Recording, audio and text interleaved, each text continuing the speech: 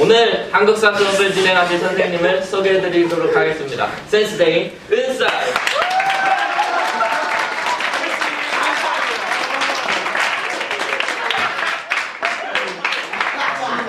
굉장히 새롭죠? 재밌네요. 네. 저희 반 1학년 7반 김태식 학생 지금 여학생 구하고 있어요. 혹시 관심 있는 여학생 연락 주시고요. 혹시 2016년에 혹시나 이 영상을 보고 있는 학생, 지금 태식이 2학년이에요. 네, 오빠 만날 친구들 연락 주세요. 분명히 그때까지 솔로일 겁니다. 여러분 언제든 선생님에게 연락 주면 제가 연결해 드리도록 할 거니까 부담 없이 남겨주세요. 이 기회에 우리 태식이가 여자친구 한번 사귀어봤으면 좋겠네요. 자, 지금은 오늘 2015년 11월 며칠이죠? 27일이요. 27일 아침. 저 아침이에요. 어제 저녁에 제가 적어놓고 갔어요. 이렇게 열심히 노력한 선생님, 제가 생각하면 참 멋지네요. 네, 이지연 선생님 생일 축하드리고요. 작업이야. 자, 오늘은 사회운동에 대해서 살펴보도록 할 거예요. 지난 시간에 우리가 뭐에 대해서 배웠었을까요? 청년운동. 청년운동? 신간회에 대해서 이제 배울 거예요. 민족주의. 오늘 수업 여러분들 사회주의라고 하는 사상이 우리나라에 이제 아마 실력 양성운동에 대해서 배웠던 것 같아요. 사회주의라고 하는 사상이 우리나라에 들어오게 되면서 사람들 사이에 사회 비판적인 생각들이 이제 생겨나기 시작을 합니다. 즉 사회주의라고 하는 거는 이제 자본주의라고 하는 그러한 세상이 자본가들이 노동자를 착취한다라고 이렇게 느꼈죠. 이제 그렇게 세상을 비판적으로 바라보다 보니까 이제 노동자들에게 초점이 맞추어지게 되고 그러면서 노동자 이외의 그러한 계층들에게 초점이 맞추어지게 됩니다. 여기 보시면 그래서 이러한 사회주의에 가장 적극적으로 반응하고 그 다음에 적극적으로 사회개혁, 사회 여러가지 운동을 주도했던 세력이 바로 이 청년들이었어요. 이 청년들에 의해 여러가지 운동들이 진행이 되게 되는데요. 이 청년들은 처음에 이제 소년들에게 관심을 가졌어요. 특별히 천도교 청년들 같은 경우에는 이 소년들을 우리가 잘 기억하고 잘 보살펴야 되지 않겠냐라고 해서 바로 그 성과로서 어린이날이 제정되기도 하죠. 잘 찍고 있나요? 확인해 주세요. 지금 홍동현 학생이 찍고 있습니다. 굉장히 쫄고 있어요. 저 뭐라고? 자, 그 다음에 형평운동이라고 해서 우리나라에 이제 백정이라고 하는 존재가 있었죠. 백정이 뭐 하는 사람들이죠? 고기 썰는 사람. 고기 썰는, 지금으로 따지면 정육점 하시는 분들이죠. 굉장히 잘 사시는 분들인데 그때 당시에 차별받았었죠. 그래서 우리도 공평하게 대해달라. 왜냐하면 갑오개혁 때 신분제가 폐지됐거든. 그럼에도 불구하고 사회적으로는 차별을 했던 것 같아요. 그래서 조선 형평사라고 하는 단체를 만들어서 형평운동을 하게 됩니다. 그리고 뭐 이제 여성운동, 학생운동에도 여러 가지 자극제가 되면서 여성들도 여성들의 인권을 위해 학생들도 여러 가지 교육 문제, 특별히 식민 지배잖아요. 그러니까 식민지 그 지배 체제에서의 교육의 문제점들에 대해서 학생들이 운동에 나가게 되죠. 이거는 이제 선생님이 민족 유일당 운동을 설명하면서 더욱더 자세히 설명해 보도록 하겠습니다. 민족 유일당 운동, 사회주의가 우리나라에 유입이 되면서 우리나라의 민족운동은 민족주의라고 하는 것과 사회주의로 나뉘어지게 됩니다. 약간 거의 물과 기름과 같은 존재예요. 그런데 이 민족주의가 일본이 1920년대에 무슨 통치하죠? 문화 통치를 하게 되면서 민족이 분열되기 시작을 합니다. 그러면서 타협적 민족주의자들이 나오기 시작하죠. 합법운동, 즉 일본이 허용하는 범위 안에서 우리가 여러 가지 운동들을 진행해 나가자. 그다음에 뭐 자치운동, 우리가 일본의 지배를 인정하고 그 안에서 자치권을 획득하자, 참정권을 획득하자라고 하는 사람들이 나타나게 되죠. 자, 그러자 진짜 순수한 독립을 원하는 그런 사람들이 이 사람들이 어떻게 느껴졌을까? 배신자로 느껴졌겠죠. 그래서 이들은 우리 이 타협적 민족주의자와 함께할 수 없다라고 생각을 하게 됩니다. 그러다 보니까 뭔가 독립운동할 수 있는 공간이 굉장히 적어지게 되죠. 자, 사회주의자들도 마찬가지예요. 사회주의라고 하는 사상이 세상에 전해지게 되자 일본 세력들은 이게 일반 사람들에게 마구마구 전해지는 것들이 굉장히 부담스러워합니다.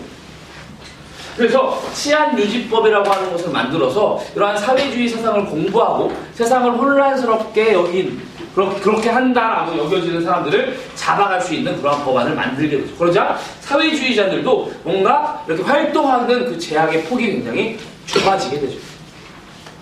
그러한 때에 학생들과 이러한 민족주의자들 그리고 사회주의자들이 중심이 되어서 준비한 독립운동이 있으니 그게 바로 60만세 운동이라고 하는 거예요.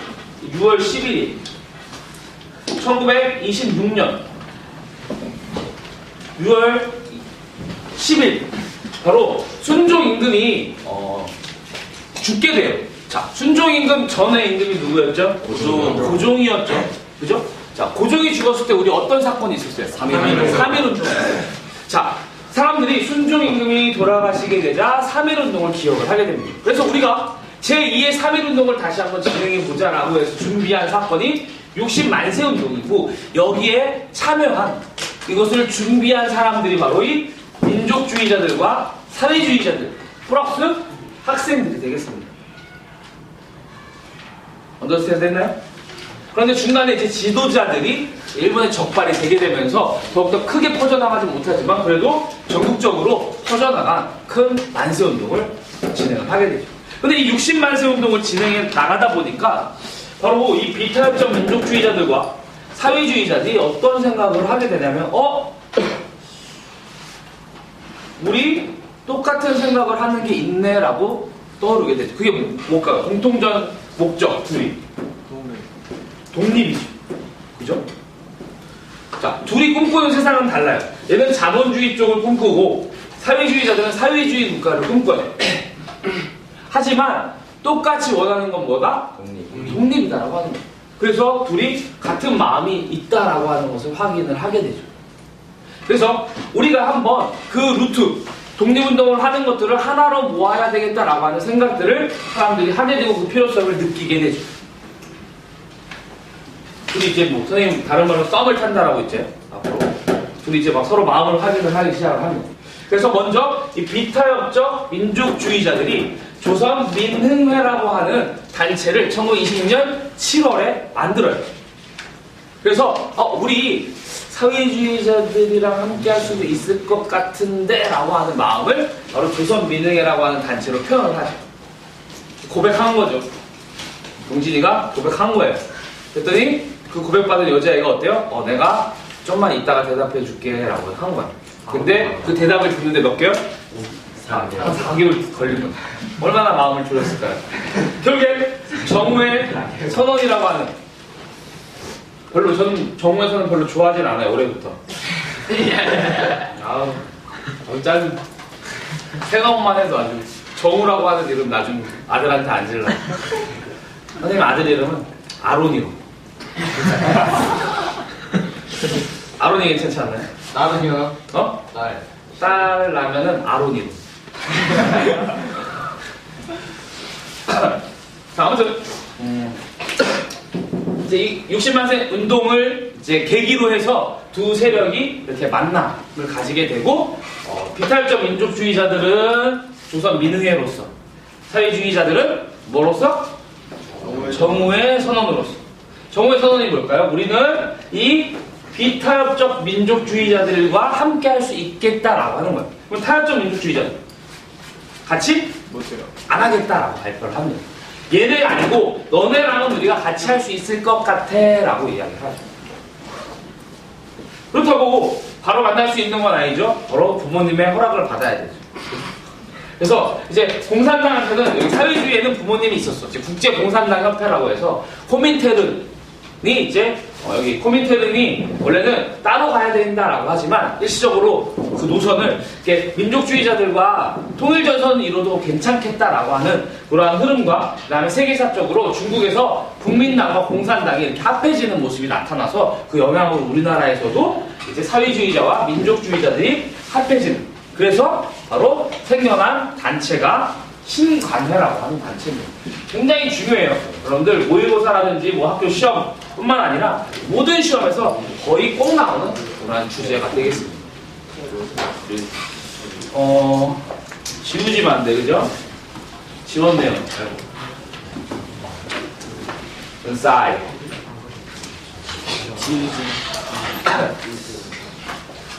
이 신관에는 1927년 만들어지게 되는데 우선은 3대 강령을 발표합니다. 우리는 정치적, 경제적 각성을 촉구하며 우리는 단결, 이탈적 민족주의자와 사회주의자들의 단결을 공고히 한다.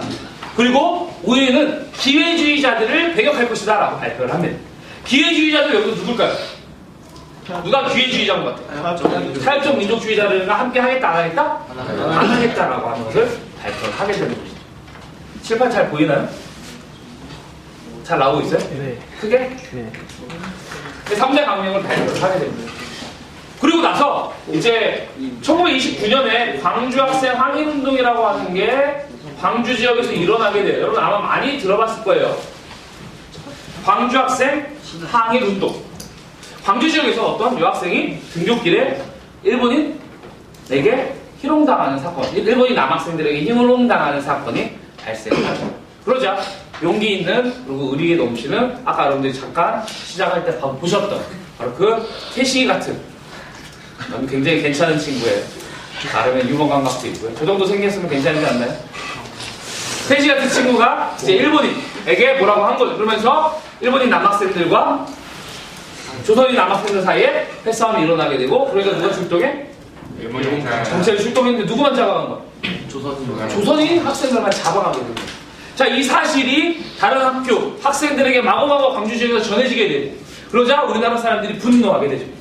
이 소식이 전국적으로 알려지게 되고 그래서 이때 학생들을 중심으로 들고 일어난 사건이 바로 광주 학생 항일운동이 되겠습니다.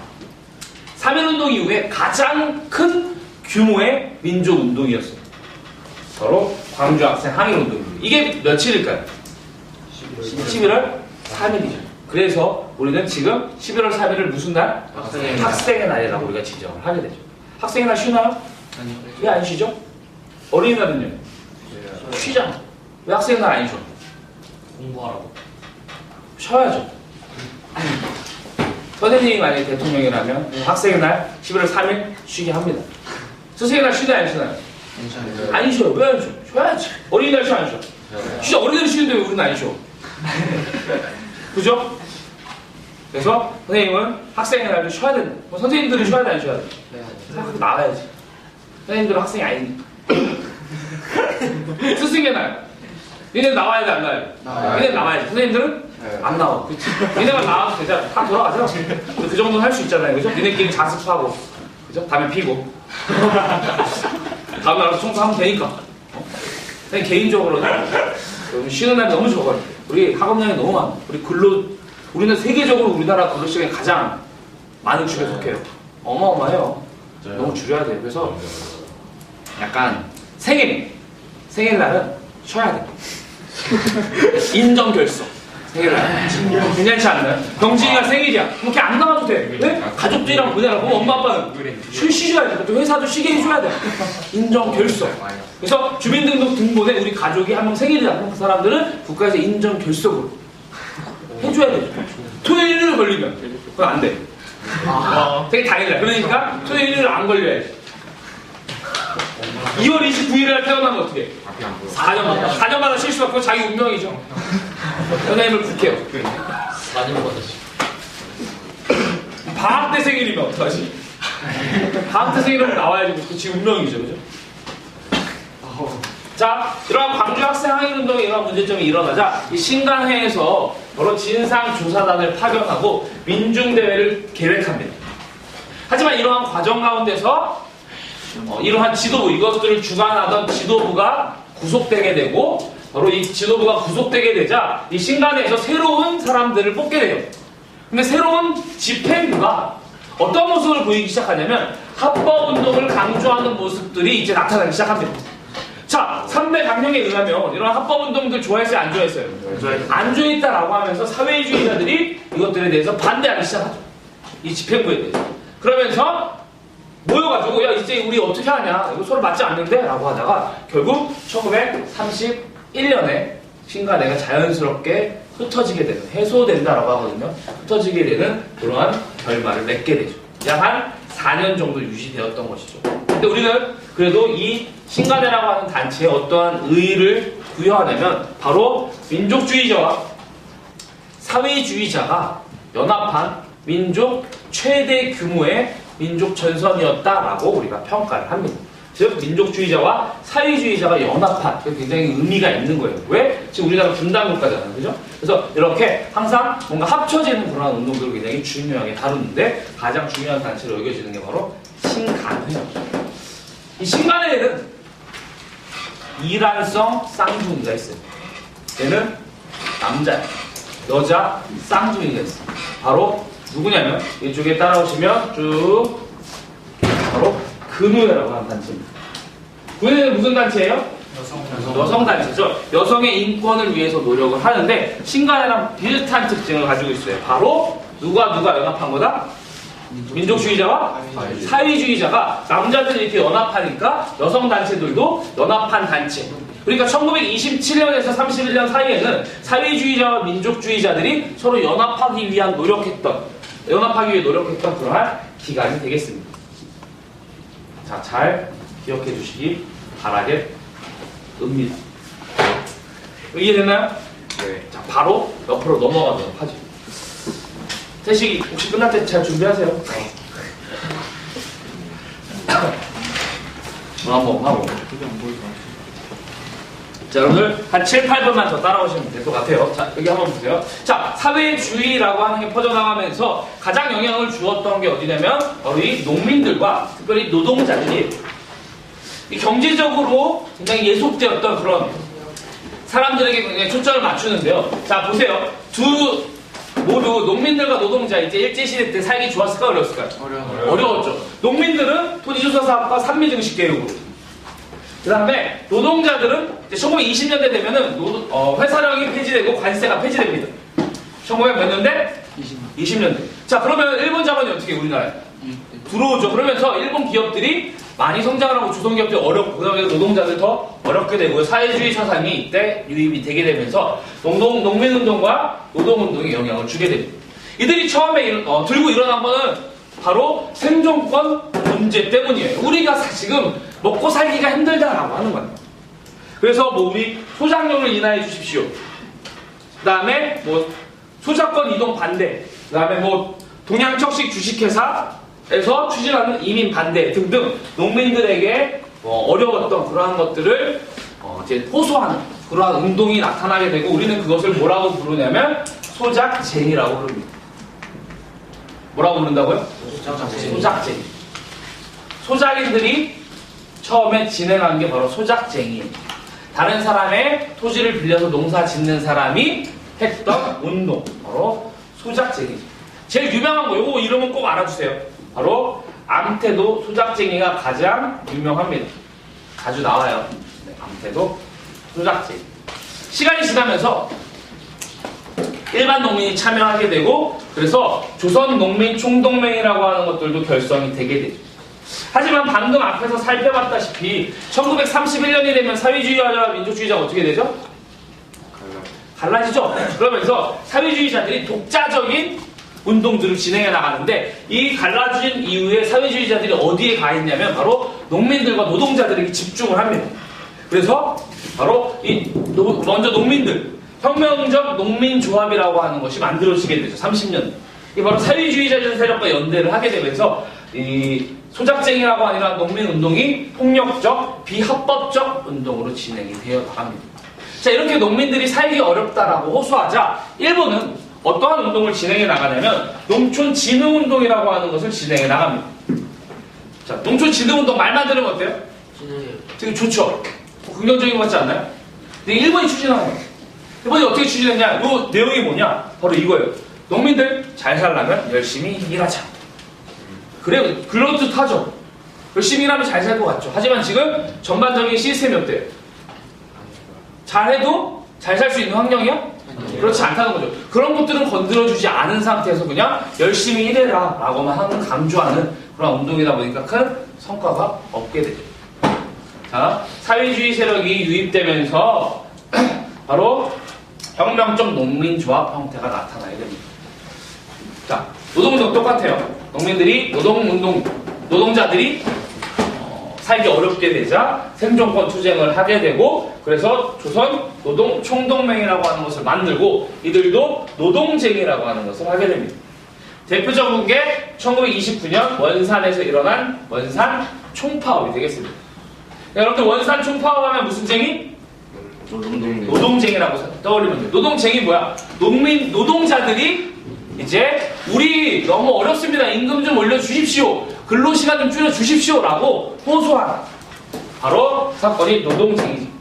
그런데 이러한 사람들이 모이다 보니까 이 얘기만 했을까요? 아니죠. 무슨 얘기도 했을 것 같아? 지금 무슨 시대야? 일제강점기가 무슨 얘기까지 했을까? 독립도 얘기했겠죠. 왜? 이 원인이 어디 있다고 생각했을까요? 일제에 우리가 식민지배를 받고 있다라고 이제 결국엔 결론을 냈겠죠.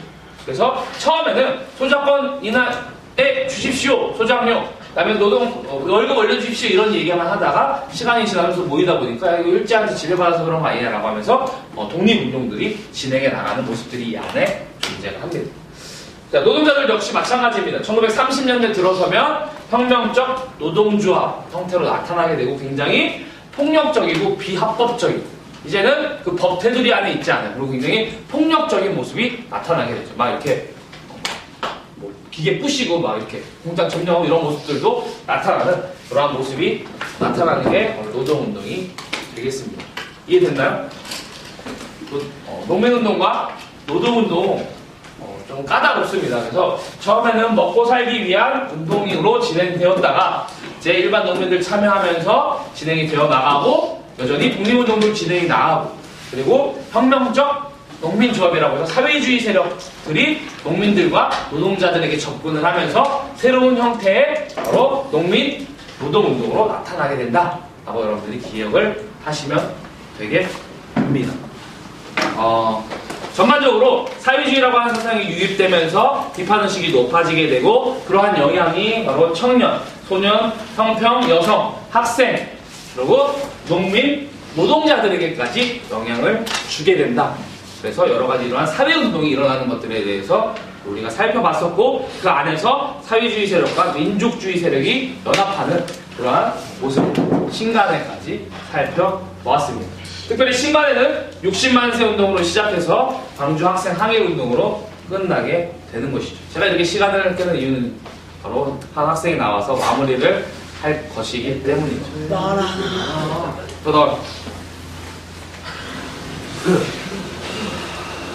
자, 저는 이만 여기에서 물러가도록 하겠습니다. 수고했습니다.